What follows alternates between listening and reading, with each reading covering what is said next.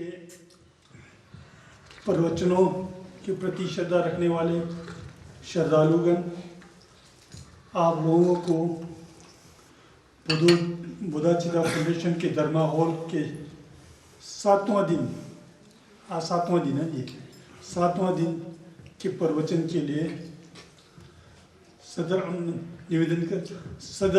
अभिनंदन करता हूँ, स्वागत करता हूँ।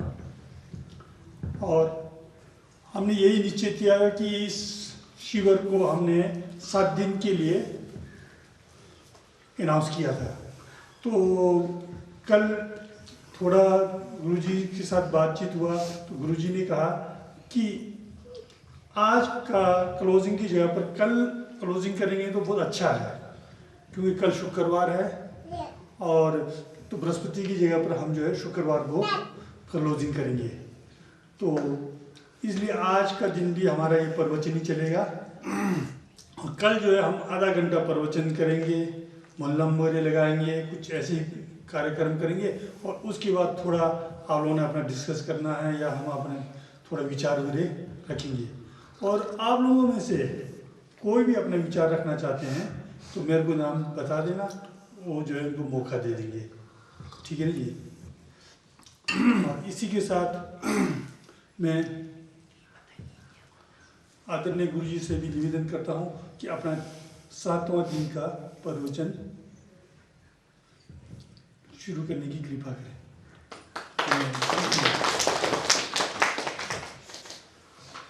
क्योंकि पसंग जावा कुंडला है बोल के एक में लिखा हुआ है, शुक्रवार जो है जो भी काम करे उसके लिए शुभ है।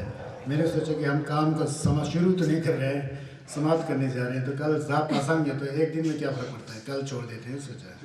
तो इसलिए मैं कल बोल के मैं लोथो में देखा तो पसंग अच्छा है, सागर तो उतना अच्छा नहीं है लेकिन पसंग बोल के मेरे कुछ मन में ऐसा लगा, इसलिए मैं कल की लिया।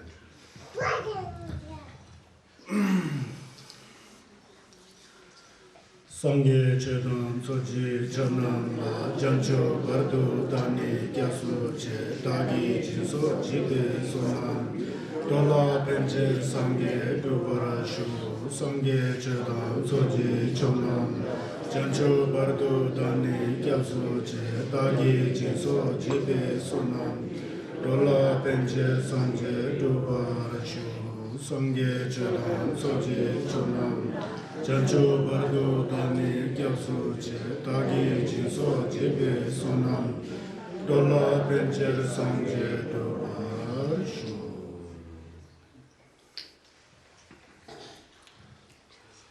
Omen chije vinje bodondo du sum sanje kunje ngabo nye ransen chugung sondon jro sawe lame shala gujan zal yonden sanje kundan nyamna yang katin sanje kunle labij Sabe lame shabla solwande nilo jola dobra jinje lo majurnam kadan jembe sinjen tamje kamsung korwa dunga ji jamso le jate namba tamje chimba gopamla gobraja de chi tambe chi tuzum gozum je to ne tenla babra jao namba gi kunlong hondo june tambe chi sembara shu Namo Buddhaya, Namo Dharmaya, Namo Sanghaya.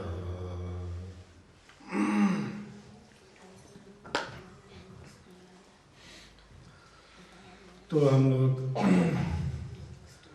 बौद्ध धर्म के बारे में नांगबा संगजेस्पा की छस के बारे में हम लोग अध्ययन कर रहे हैं। पहले जो भी चीज़ें हमको सुनना पड़ता है, फिर मन में सोचना पड़ता है, फिर उसके बाद उस काम को करना पड़ता है।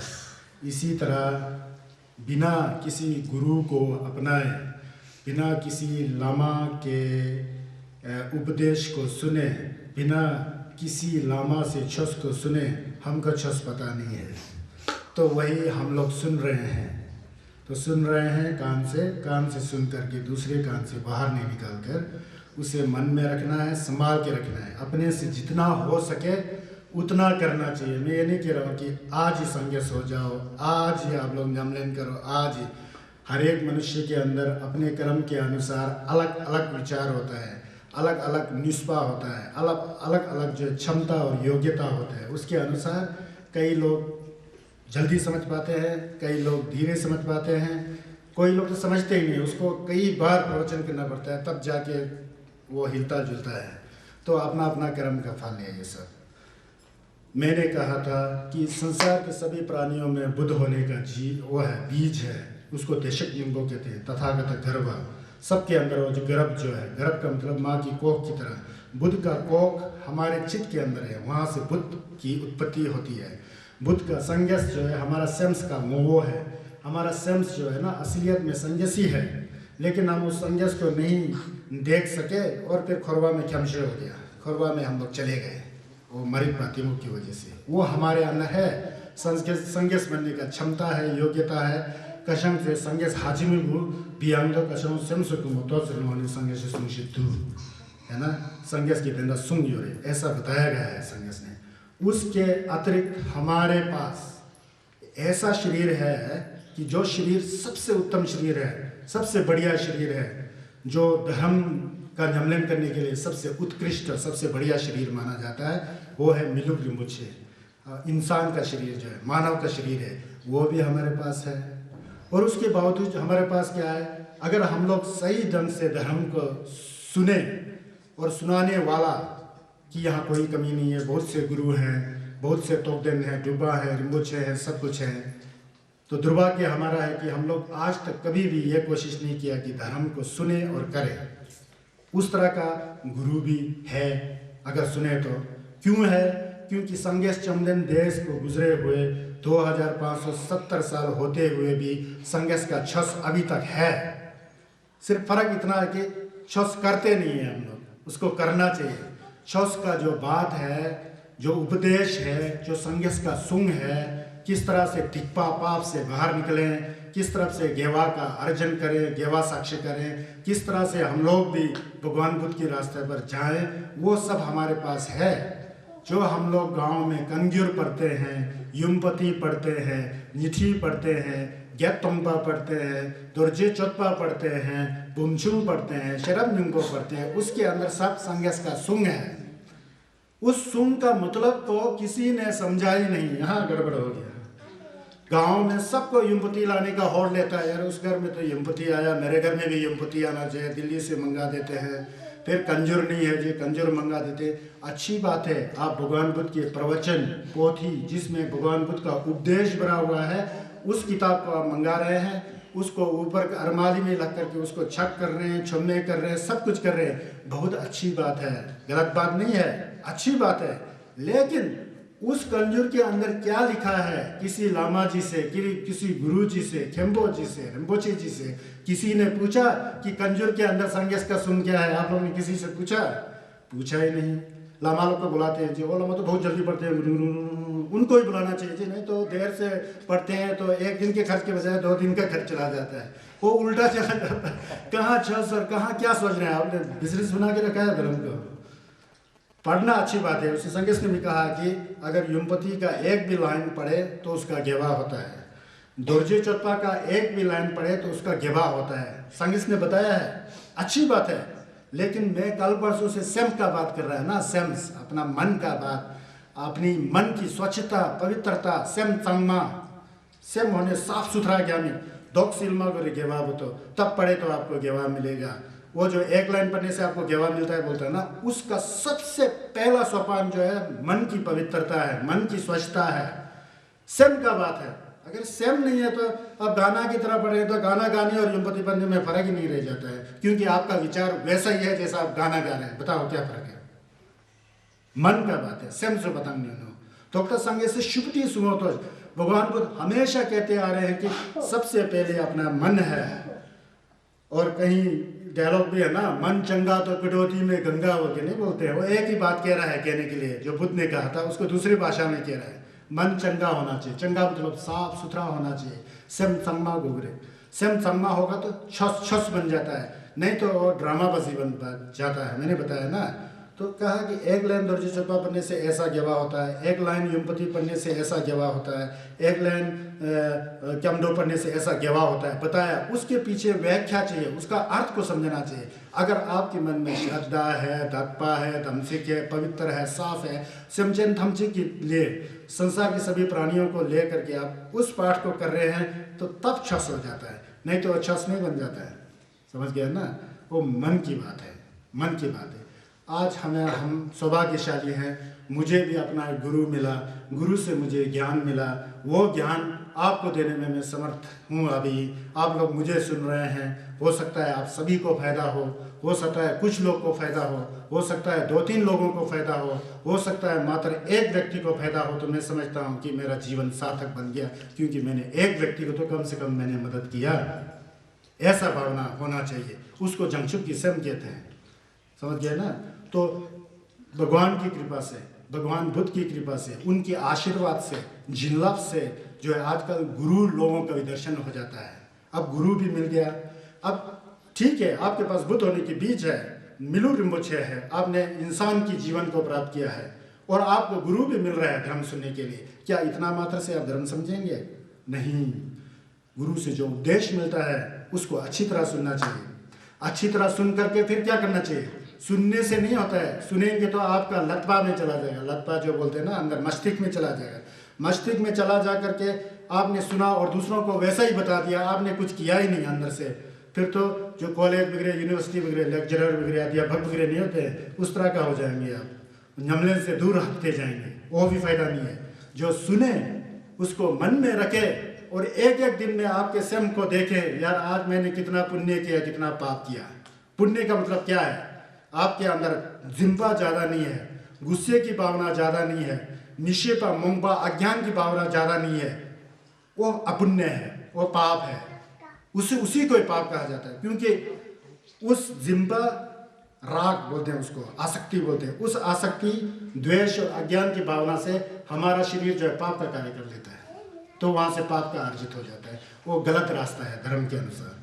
अब धर्म क्या है? जिम्बा कम हो गया, आसक्ति कम हो गया, गुस्से की भावना कम होते जा रहा है धीरे धीरे, और अज्ञान की भावना नष्ट होते जा रहा है, और आपके अंदर दया की भावना, प्रेम की भावना, इंसानियत की भावना, सब लोगों को एक समान आप समझ रहे हैं। यार सबको ही तो मरना है, सबको ही तो जीना है, सबको तो सुख चाहिए, किसी को दुख नहीं चाहिए, सबका उद्देश्य बराबर है। ऐसी भावना जब आपके मन में आए ना, वो छस बन जाता है।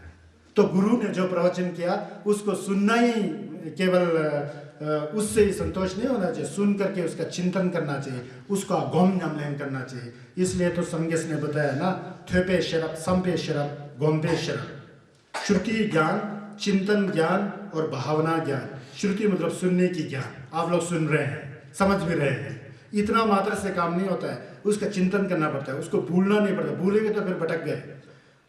बेशक कम ही आप उसका नमलन करें, नमलन तो कर रहे हैं ना, एक एक बूंद से घड़ा भरता है, तो एक एक बूंद पे एक एक दिन धर्म को आप मन में रखिएगा ना, आपका मन तो धर्म से भर जाएगा, वो ज्ञान में बदल जाएगा। तो उसका चिंतन करना चाहिए, चिंतन करके बाद भावना करना चाहिए। भावना का मतलब क्या है? नमलन कोम। भावना मतलब संस्कृत भाषा में कोम नमलन को भावना कहते हैं। श्रुति, चिंतन, सोचना, अच्छे बुरे की भावना सोचना, और उसके बाद भावना गोम। थेपे शरप, संपे शरप, गोम्बे शरप। ये 3 भगवान बुद्ध ने बताया। शरप सुन है, ये पहले सुनना पड़ता है, पता है, बिना सुने तो आपको पता ही नहीं लगेगा धर्म का क्या रास्ता है। इसीलिए गुरु को अपनाना जरूरी होता है। गुरु को अपनाने से नहीं होता है, जो गुरु कहता है उस रास्ते पर चल करके हमारे स्वयं को संगमा बनाना पड़ता है, उसका शुद्धिकरण करना पड़ता है, उसके पवित्र करना पड़ता है, साफ करना पड़ता है। स्वयं संगमा कैसा होता है? जैसे हम लोग धर्म सुने ना, उसका भावना किया, चिंतन किया। अब भगवान बुद्ध कहते हैं कि 6 साल तक एक पेड़ के नीचे बिना अन्न खाए, बिना पानी पिए बैठे रहते हैं भगवान। 6 साल तक क्या कर रहे होते हैं? वो अपने मन को इधर उधर नहीं भटका करके एक जगह सांस के ऊपर शिथिल करके वो बैठे होते हैं। जब सांस और मन एक जगह केंद्रित होता है तो शरीर का तो बात ही नहीं, शरीर तो बिल्कुल दिखाई नहीं देता है। वो उसमें इतना रम जाता है कि इतना साफ और इतना पवित्र चित्त हो जाता है कि बिल्कुल शांत, सरल और सहज भाव में आ जाता है। अगर मन कहता है कि वहाँ जाओ, तो अगर हमारा मन उसके पीछे भागे ना, भटकेगा। पूरब, पश्चिम, उत्तर, दक्षिण, ऊपर नीचे, घर, बाजार, कहीं यहाँ वहाँ, तो भटकते रहेगा मन। मन को बिना भटकाए एक स्थान पर रख करके शांत स्वभाव से रहना, उसको मेडिटेशन कहते हैं, उसको गम कहते हैं। सबसे पहला सोपान, उसका हमने कभी कोशिश ही नहीं किया। हमारा सांस जो सांस है, सांस और मन का बहुत बड़ा संबंध है। क्यों? एक एक दिन में कई सांस खर्च हो रहा होता है, उतना सांस घट गया होता है। जब सांस की पोजीशन बिल्कुल अंतिम स्थिति में आ जाता तो शरीर और मन का वियोग हो जाता है। उसी को हम लोग मरना कहते हैं, समझ गए ना? उसी का नाम ही मरना है। तो मन और सांस एक जगह टिक करके शांत स्वभाव में हो जाता है तो मन बिल्कुल शांत। उसके बाद जब शांत हो जाता तो आंख खोल भी दे ना, आपको ये चीजें नजर तो आएगा लेकिन इसके प्रति जिम्मा होगा ही नहीं। ऐसे ही कूड़ा करकट जैसा दिखाई देगा, चाहे हीरा हो या मोती हो, सोना हो चांदी हो, सब कूड़ा करकट की तरह दिखाई देता है। तो उस समय तो चस्पा का समय आ गया ना। मन को बिना हिलाए एक जगह सांस पर रख करके आप लोग देखिए ना। उसको मैं आने वाले प्रवचन में आपको 10-10 मिनट तक गम के बारे में बताऊं सोच रहा हूं, अभी नहीं, क्योंकि कल तक ये समय है तो अभी नहीं बता सकते। कहने का मतलब हमारे मन को बिना भटकाए एक स्थान पर रख करके जो गुरु ने प्रवचन दिया उसके ऊपर ध्यान लगाए तो फिर चस्पा हो जाता है। मन को गलत रास्ता पर जाए तो गंदा होते जाता है। जैसा मैंने पहले भी उदाहरण दिया था पिछले प्रवचन में, एक पानी का तालाब है, उस तालाब को हिलाते रहेगा तो वो पानी खटले हो जाता है। खटले मतलब गंदा हो जाएगा, कीचड़ जैसा होगा, कुछ धुंधलापन कुछ दिखाई नहीं देगा। उस पानी को हिलाओ ही मत, वहीं छोड़ दो तो धीरे धीरे पानी जो है साफ होते जाए। तीनों राशिस भी साफ होते जाएगा। इतना साफ होगा कि उस पानी के अंदर जो भी चीज है इतना दिखाई देगा कि छोटे से छोटे कण भी, सुई जितना चीज भी इतना साफ सुथरा दिखाई देता है। वैसा ही हम अपने सेंस को बना सकते हैं। इसको ज्यादा हिलाओ मत, खासकर हिलता है। हम लोग संसार के प्राणी हैं, अपने घर परिवार पोते नाती इसमें जाता है। लेकिन मेरे के कहने का मतलब दिन में 15 मिनट आधा घंटा जब कोरा जाते हैं तो बिना सिम को हिलाए, मैं कोरा जा रहा हूँ जी, मैं मंत्र पढ़ रहा हूँ जी, गुरुमुचे मेरे साथ है जी। आप गुरुमुचे और कोरा साथ जाके देखिए ना, आपके मन स्वच्छ साफ और झिलक तक वहाँ आ जाता है। उसको झिलक कहते हैं। मन को साफ रखना ही बौद्ध धर्म है। मन को साफ रखे तो प्रश्न ही नहीं उठता है कि आप किसी दूसरे प्राणी का हिंसा करें, किसी का आप चुगली करें, किसी को कटु वचन बोले, किसी का नुकसान करे, किसी को हानि पहुंचाए, किसी को नतबा करे। प्रश्न ही नहीं उठता है। जब दूसरों को नतबा करना रुक जाता है ना, वही छस है। क्योंकि आपका मन जो है फूल की तरह बन जाता है। जब फूल की तरह बन जाता है तो स्वच्छ ही स्वच्छ है। फूल जो है कीचड़ में उत्पन्न होता है, लेकिन फूल के पंखुड़ियों में कीचड़ नहीं लगा होता है। संसार रूपी कीचड़ में आप हैं, लेकिन फूल बन के जीना सीखो तो बौद्ध धर्म को आप समझ पाएंगे। समझ गए ना? यह जरूरी है। गुरु ने जो उपदेश दिया होता है उसका चिंतन मनन करके उसकी ओर ध्यान देना चाहिए। कल हम लोग जितना भी हम लोग प्रवचन कर रहे थे, ये सारा संसार जो है माया सदृश है। ये केवल जादू की तरह है। माया का मतलब हकीकत में नहीं है, सत्यता में नहीं है। ये सब सपना की तरह है, सपना की तरह है, बिल्कुल सपना है। ये हमारी भूल है कि हम कभी नहीं मरेंगे, मैं कभी गरीब नहीं होऊंगा, मैं हमेशा स्वस्थ रहूंगा, मुझे कोई तोड़ नहीं सकता, मुझे कोई छोड़ नहीं सकता। ऐसा हम लोग सोचते हैं क्योंकि हम लोग संसार के प्राणी हैं। सब गलत फहमी। हमको छोड़ के ही जाना है, टूटना ही है। जो हमने धन इकट्ठा किया हो खत्म हो नहीं है। हमने जन्म लिया तो मरना ही है। हम लोग मिले हैं तो जुदाई होना ही है। हमने कुछ निर्माण किया तो उसको गिरना ही है? निर्माण किया तो कुछ कमाया हो तो वो खत्म होना ही है। ये हकीकत है, संन्यास ने बताया है ना? अब अपने घर के ही वातावरण को देखो। पिछले 50 वर्ष पहले आप क्या थे और क्या है? पिछले 50 वर्ष पहले आपका स्थिति कैसा था, आज कैसा है, और कल क्या होगा, परसों क्या होगा, आप जानते हैं? अनिश्चित है, कोई नहीं कह सकता। हो सकता है कल ही आपका सब कुछ नष्ट हो जाए, किसको क्या पता? अपने कर्म के ऊपर निर्भर है। वही कर्म को तोड़ना, जो कर्म फल है तोड़ना, उसी को तोड़ करके अच्छे कर्म का अर्जन करके जंगजुक संपा के रास्ते पर जा करके संन्यास होना और लोक कल्याण की भावना रखना ही छस है। वही उसमें कहा गया है। छस के अंदर संन्यास का छस का जड़ जो है यही है। अब कल्याण मित्र गेविशन लामा गुरु है ना जी, मिला, बड़ा सौभाग्य की बात है। गुरु का भेंट होना बड़ा सौभाग्य की बात होता है। लेकिन उससे भी ज्यादा सौभाग्य की बात यह होता है जो गुरु आपको प्रवचन देते हैं उसको अच्छी तरह सुनना, उससे बड़ा सौभाग्य बन जाता है। जब उसको अच्छी तरह से सुने तो उतना ही नहीं, उसका चिंतन करना उससे बड़ा सौभाग्य बन जाता है। उसको चिंतन किया, उसके बाद अपने व्यवहार में लाना, वो गोम जमलिंग के द्वारा आपके मन को सुधारना। जो मन के अंदर जो कचरा भरा हुआ है, मैं और मेरा की भावना बहुत ज्यादा है, जो कि अतिशयोक्ति है। बुद्ध ने कहा कि सब कुछ जो अधिक मात्रा में हो जाता है वहीं दुख शुरू हो जाता है। भगवान बुद्ध ने कहा है हकीकत क्या है? ल्यूच डोम्पे नम्पे डोमशे पर सेंदे ल्यूटों जलसे लागले ही बोलते हैं। जलसे लागले बोल के आपने सुना होगा पहले किसी से। परम पावन दलाई लामा जी के मुख से आपको कई बार लुंग मिला होगा जब कि आपने उनका दर्शन किया होगा। तो क्या है? बेपे डुपे नोर्जे शुल्दु लोय, जो हमने बहुत कोशिश करके मेहनत करके जो हमने पैसा कमाया, रुपया कमाया, बिल्डिंग बनाया, दौलत बनाया, वैभव संपत्ति के, वो धीरे धीरे धीरे बेपे डुपे नोर्जे शुल्दु लोय, नौर और जस है ना, वो धीरे धीरे खत्म हो जाता होता है। ल्यूच डोम्बे नमशे डोम्बे पर बोलता है। ये हमारा शरीर जो है एक गेस्ट हाउस की तरह बोलता है। गेस्ट हाउस एक किमोकता जो किमोकमो हाथ तोशिस का सम सेम तोशोनिस इमे क्यों सारा सेम दिमा तो मीबन साले पैदा मीदा मादक चिस नहीं है। मादक चिस मनी नहीं हो, वो घर को छोड़कर चला गया, दूसरा घर में चला जाएगा, और जब वो दूसरा घर मिलेगा तो वो अपने कर्म के अनुसार मिलेगा। ये हमारा जो शरीर जो है ना, ये घर की तरह है।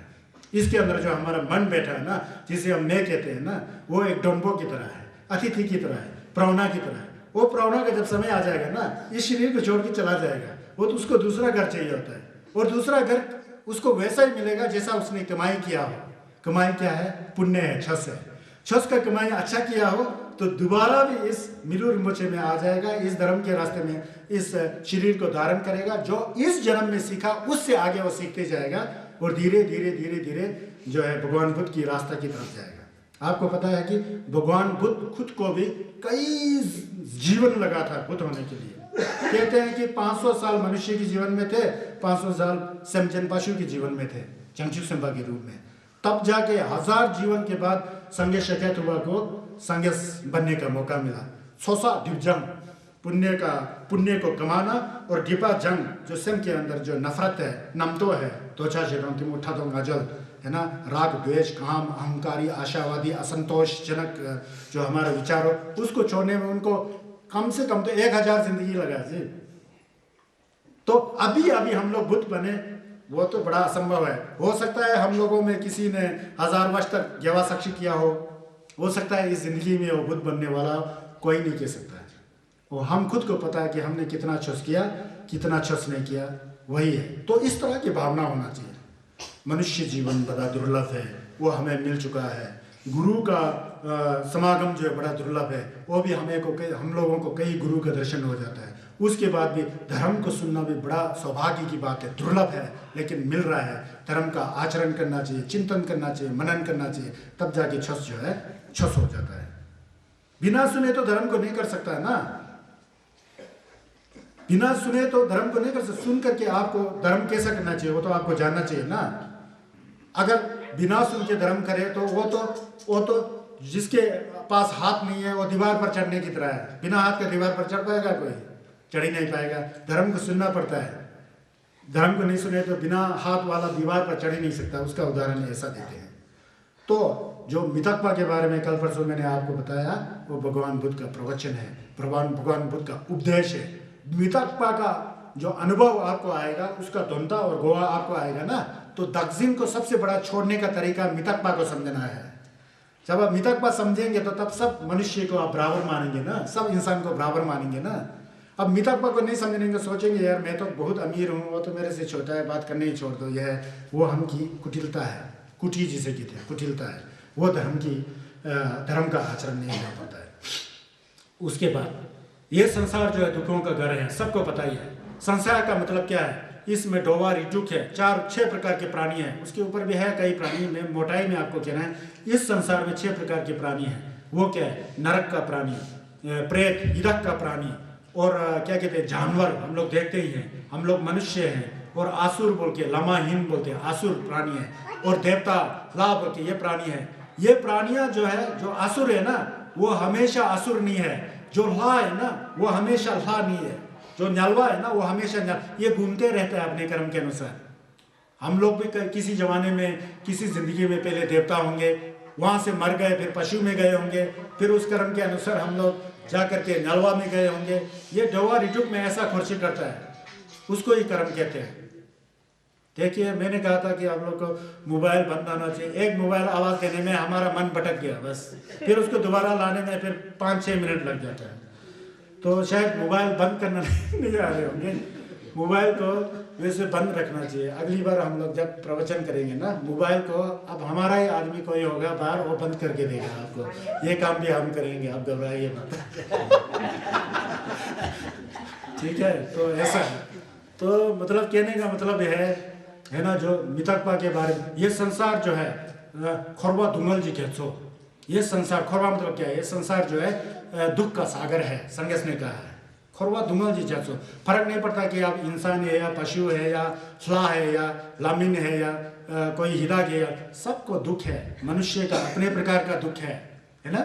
और अब नरक की योनि को तो क्या है, उसका तो दुख का अंत ही नहीं है। हिराग तो हमेशा भूख प्यास में होता है। जानवरों को तो आप लोग जानते हैं, बेचारा उसमें मूर्खता ज़्यादा होता है, तो जानवरों को तो बुरा हाल ही होता है। कोई उसके हड्डी के लिए उसको ही मार देते हैं, कोई उसके खाल के लिए मार देते हैं, कोई मीट के लिए ही मार देते हैं, कोई सींग के लिए मार देते हैं। उसका तो दुर्दशा ही है। और जानवर कौन है? हम भी जानवर थे पहले, आपको बताया ना कल, खमसुम खोरवा में जितना भी समझेंगे सब हमारा माता है। जब हम जानवर थे, जब हम यक थे, तो हमारा माता यक था, और माता जो हमारा बाप जो है यक था, और माता जो है जुमो था, है ना। जब हम लोग गाय थे तो हम लोग का जो पिता जो है सांड था, और माता जो है गाय थी, है ना। उसी तरह चिड़िया था तो हमारा माँ बाप चिड़िया था, सुअर थे तो हमारे माँ बाप सुअर था। निश्चित रूप से हम उस 84 लाख योनियों में से कहीं ना कहीं गुजर के आए हैं। तो मैं कल बता रहा था ना, तो यह है। इसलिए तो संगस ने जान लिया यार, ये सब जो है खोरवा जो है, ये बड़ा रला मिला है। हम लोग सोचते हैं कि यही जिंदगी है। कभी कभी आपने सोचा होगा ना, हमारा असली बेटा जो होता है ना, बेटा बेटी सबसे बड़ा दुश्मन बन जाता है। क्यों? पिछले जन्म में दुश्मन था वो बहुत बड़ा, उसका बदला लेने के लिए आपके बेटी के और बेटा के रूप में आया, और अभी आपको उसका सर चोट रहा है। लेकिन इस जिंदगी का आपका बेटा बेटी है, लेकिन वो बेटा बेटी क्या करता है? आपको मारने में तुला होता है, आपको कष्ट देने में तुला होता है। यही तो ले गुंडे है, समझ गया ना। एक यहाँ पर एक कथा है, मैंने पहले भी आपको सुनाया था इस कथा के बारे में। पहले आपको मैंने सुनाया था, शायद यह होगा, एक बार पिछले बार मैंने सुनाया था। कई लोग उस समय नहीं होंगे जब मैं प्रवचन कर रहा था। तो उस समय एक संगे चुमदेंदे का लोमा, उनका नाम कात्यायना, क्या था? कात्यायना थे। उनके अंदर मोंशे था। मोंशे मतलब पिछला जन्म में आपको देख करके उनको पता है कि पिछला जन्म में आप क्या थे और भविष्य में क्या जाएंगे, क्या कर्म करते हैं, वो सब जानता था। ऐसा कई शिष्य थे।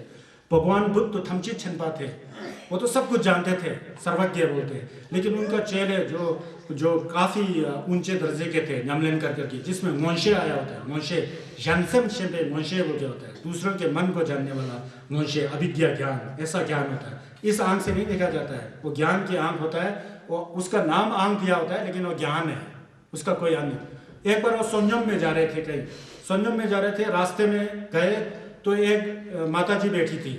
माता जी हाथ में एक बच्चे को लेके